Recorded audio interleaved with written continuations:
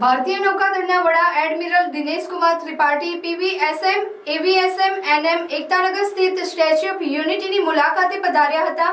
એડમિરલે નાગરિકો અને પર્યટકોને એક ભારત શ્રેષ્ઠ ભારતનો આદર્શ સંદેશ આપતી વોલ ઓફ યુનિટીને નિહાળીને ગૌરવની લાગણી અનુભવી હતી। સ્ટેચ્યુ ઓફ યુનિટી પરિસરમાં તેઓએ સરદાર વલ્લભભાઈ પટેલની વિશ્વની સૌથી વિશાળ પ્રતિમાના ચરણોમાં પુષ્પાર્પણ કરીને ભાવવંદના કરી હતી। એડમિરલ ત્રિપાઠી એકતાનગરની આસપાસ વિસ્તારોના વિકાસ અને પ્રાકૃતિક સૌંદર્યથી પ્રભાવિત થયા હતા। નોંધપોથીમાં પોતાના પ્રતિભાવો ઉમેરતા એડમિરલે જણાવ્યું છે કે ગુજરાતના એકતાનગર ખાતે નર્મદા નદી કિનારે નિર્મિત વિશ્વવિખ્યાત સ્ટેચ્યુ ઓફ યુનિટીના દર્શન કરવાનો અવસર મારા માટે ગૌરવ અને સૌભાગ્યની વાત છે।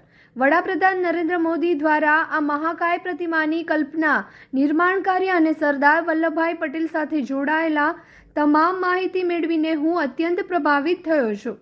નેવી જીપે પરિસરમાં સરદાર સાહેબના પ્રાસંગિક અને ઐતિહાસિક જીવન કવનની ઝાંખી કરાવતી તસવીર પ્રદર્શન નિહાળીને ઝીણવટપૂર્વક માહિતીથી વાકેફ થયા હતા। ત્યારબાદ સરદાર સાહેબના પ્રતિમાના હૃદય સ્થાનેથી વિધ્યાંચળ સાતપુડા ગિરિમાળાનું પ્રાકૃતિક સૌંદર્ય નિહાળી ધન્યતા અનુભવી હતી। સ્ટેચ્યુ ઓફ યુનિટીની મુલાકાતે આવેલા ત્રિપાઠીને સ્ટેચ્યુ ઓફ યુનિટી ઓથોરિટીના નાયબ કલેક્ટર અભિષેક સિન્હા દ્વારા સ્મૃતિચિહ્ન રૂપે સરદાર સાહેબની પ્રતિકૃતિ અર્પણ કરાઈ હતી। સ્ટેચ્યુ ઓફ યુનિટીની મુલાકાત બાદ સાંજની વેળાએ એડમિરલે સરદાર સાહેબના જીવન કવન વિશ્વની વિરાટ પ્રતિમાના નિર્માણની ઝીણવટભરી માહિતી લેસર શોના માધ્યમથી મેળવીને પ્રસન્નતાનો ભાવ વ્યક્ત કર્યો હતો।